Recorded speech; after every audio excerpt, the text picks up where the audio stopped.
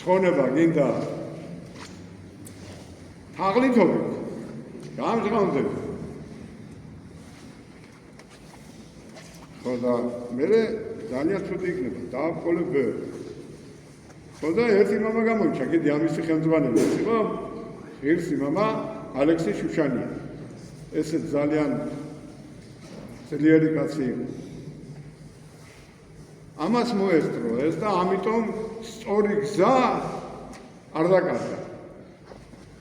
არც საბჭოთა იმპერიის იმედი ქონდა, არც ევროკავშირის იმედი ქონდა და არც კიდე არავის იმედი ქონდა. ამას ქონდა ერთი იმედი. ღვთისა ევედრებოდა ღმერთს, რომ ეს ქართველი ერთს დარჩენოდა ეს ბაჯაღლო ბრილიანტები და ამბობდა კიდევაც. აი წარმოუდგენელიაო, რომ მე ხელებს რაში ურევო არ ვიციო რა. ამდენი მარგალიტიო და ამდენი ოქრო მინდა მიყარა. მაგრამ ეს მართლა ოქრო და ბრილიანტი კი იყო, ეს იყო ის ნოტები და ის საგალობლები, ქართული საგალობლები, რომელიც უფალმა ჩვენს ერში მიმატლა აი ამ ხალხს, ქართველ ხალხს. და შემოინახა იგი იმ ხორიზე. ხო და შემოინახა იგი აი ამ ღვთისწყალობით ამ ექვთიმე კერესელიძე. და შემოუნახა ჩვენს ერთს. თვითონ ამ თვალმარგალიტების პატრონი ცხოვრობდა სიღარიბეში. ხო და გითხარით, რომ როცა გააუქმეს ის გელათი და დაანგრიეს ყველაფერი იქ და მე სვეტი ცხოველში გადმოვიდა და მე ზედაზე წავიდა, არის ასეთი გადმოცემა, რომ აი თვით სემინარიაში როდესაც სწავლობდი, მაშინაც კი არ იყო ამაზე არაფერი ინფორმაცია. თორემ მე კიდე მოვესწარი იმ დედებს, რომლებიც ცოცხლები იყვნენ და რომელსაც ჰქონდათ იმ დროისათვის ომგამოვლინი დედები იყვნენ და ომის იქით იყვნენ მოსული მონასტერში. მაგალითად, დედა ეფემია იყო ერთი, თვალი ჰქონდა ცოტა გაბიჯებული და ძალიან ხნიერი იყო და ძალიან კარგი იყო და იცი რაც ამბობდა, მე რომ მამაჩემაო წიწამურთან მომიყვანაო, მოიხადა ქუდიო, დადო მიწაზეო და თქვაო, თუ შენ მე შემარცხვენო, აი უქუდო თვლით ერთ სოფელში. და თხემდეო მისი სიტყვა ყურში მაქვს. და შეხედე ხა რანაირ რაღაცა ხუდი დადო მიწაზე და უთხრეს უქუდო თვლით სოფელში. თუ შენ შემარცხვენო. და ეს დაიმახსოვრა 12 წლის ბავშვი. და მივიდა მონასტერში და იქიდან არ წასულა. მეორე იყო დედა დარო აჭაიძე, თუში იყო, ქართული კითხვა არ იცოდა. აი ეს კითხვა კი არ იცოდა, ხედრული. მაგრამ ხუცურად თელი საგალობლების და თელი ეს დაწერილი ჟამნები და მარხვანი და ესე სულები რა იცოდა.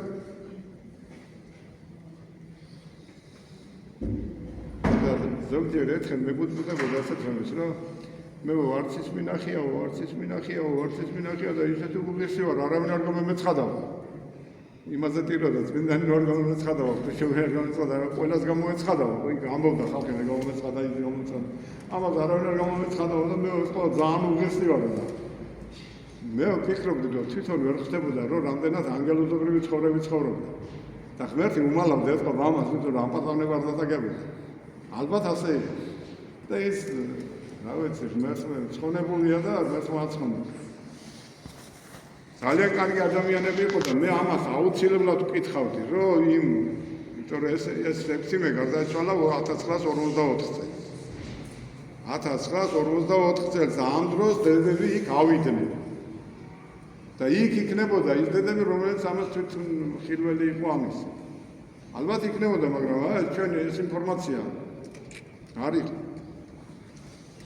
როდესაც იყო, იცი, 1983 წელს, 2 წელს, 4 წელს და 5 წელს.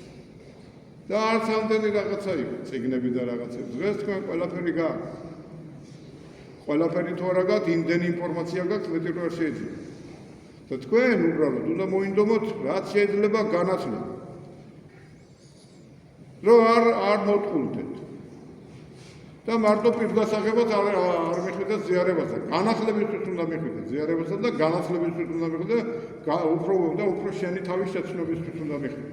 და შენ თავს უნდა ეკრძალო და უნდა ებრძოლო. ყველა იმ მაც თუ რა აზრს, რომელიც შენთან მოვა. ცდუნება მარტო ის კი არა, ვნება აგეძრა. და მარტო ვნებაში რო ხედავ, ცოდვად, მაიგე არა მარტო რა. ამოშტერება. ეროვნების დაკარგვა, მამის სახელის და გვარის წაშლა. თორემ არიან ისეთი კატეგორია, რომელიც აიტიბარათი შუავიღე, წარწყდები და ეშმაკის ბეჭედი იქნება ეგრე. ეშმაკის ბეჭედი რო დაიბადე უკვე დაბეჭდილი ხარ, შეცადოდაო და საღამით ხარ. მაგრამ ეხლა როგორც აგე რა ეს ხალხი ცხოვრობდა და სამშობლო კავშირი ჩამოყალიბდა შემოვიდა 21 წელს დაიპყრო საქართველო, გააცოცხლეს ყველაფერი და 23 წელს გელათის მონასტერი დახურეს და ბერებს გამოეკიდენ იქიდან ზოგი საგარბო და ზოგი სა 23 წელს და მე 37-ში კიდე ადგილზე ხრიტავდნენ ყველგან. აი ესეთი უბედური ცხოვრება გაიარა. ჩააწყვეს გლები და ჩახვრიტეს უყალა გესმის იმ საბიჭხის ეკლესიის საბიჭხის სასაფლაოს ქვე. და რანაირი უბედური ცხოვრება გამოიარეს, მაგრამ ქრისტიანებმა გაუძლეს მართლმადიდებლებმა და ვინც ვერ გაუძლო, გადავიდა იმათ მხარეზე. მათ ყარა კაპონის მხარეზე. ხოდა თქვენ ამას უნდა ხედავთ. თორემ პოლიტიკური დაყოფა კი არ არის, რა. პოლიტიკური დაყოფა მოხდა უკვე და დაატაკეს კი ნაღა, მაგრამ რა ერთმანეთს ქართველები. ასეთივე მატყუარი რაღაცეებია გაკეთებული კიდე ბევრი. როცა გმართავს სხვა. რა დაგიშავა ავღანელებმა შენ, არა დაგიშავა ვიეტნამელებმა, არა დაგიშავა კორეელებმა, არა დაგიშავა ბულგარელებმა, ჩეხოსლოვაკიელებმა. უვარდები მის სამშობლოში და არაძლევ ამოსულთვის საშუალებას. და ჩამოდიხარ მე აქ და ყველაზე კაი ქართველი ხარ და ეგრე არა. ასე იყო, რომ ემსახურებოდნენ სპარსეთის კარზე ქართველები. და აკლებული ყავდათ იგი თელი ინდოეთი და ესენი, ქართველი. სხვის სამსახურში არასდროს აფასება არ ქონია. მაგრამ ვინც თავის სამსახურში იმსახურა, ვინც პირნათლად მოიხადა პირადად ერისა და ქვეყნისა და ღვთის ვალი, ისინი მაინც გამოჩნდნენ ამ ქვეყანაზე. სოლომონ მეორე ეგ თურქეთში დავარხეს, მაგრამ ჩამოვიტანეთ და მაინც გელათში დაიმარხა. თაობამ გაიღვიძა და მოასწრო ის, რომ მოიყვანა და დავარხა იქ თავისი კაცი. და ბევრი კიდე ასეთი. და ვინც უსამშობლო იყო, იგი დარჩა იქ სადაცა. იმის არავის არ უზრუნველყოფს. ვიდრე ჩვენ საერთოდ გავუკეთები, ერის საერთოდ პირადი ბედნიერების საკითხა და ის პირადული ვერ გაცდა იმას. არ დაუშვა კურთხება უფალმა იქ. თორა კომუნისტები ყველა ლენინის მადიდებლები იყვნენ, მაგრამ აბა ეკითხე ერთი რომელიმე ნაკომუნისტს, ახლა თუ უნდა ლენინი ხაზარადაც კითხეთ, კომკავშირის დივანი ბაზე, თუ უნდა ლენინი ჩამოიყვანო და ჩამოვასვენოთ. იმ წუთში იმღავლებს, არ გინდავა. მაგრამ ერთ დროს მაგარი დავდადებული ვინც ხარ. და ბევრი კიდე ასეთები, რა, ყველა მაგენი არ არის დღეს. თქვენ ხარ გონიათ სხვა. მაგრამ მე ველაპარაკებ იმ ხალხს, ვინც მართლმადიდებელია, ქრისტიანია, ქართველია და არასდროს არ მოწმდეთ ამ მიწას.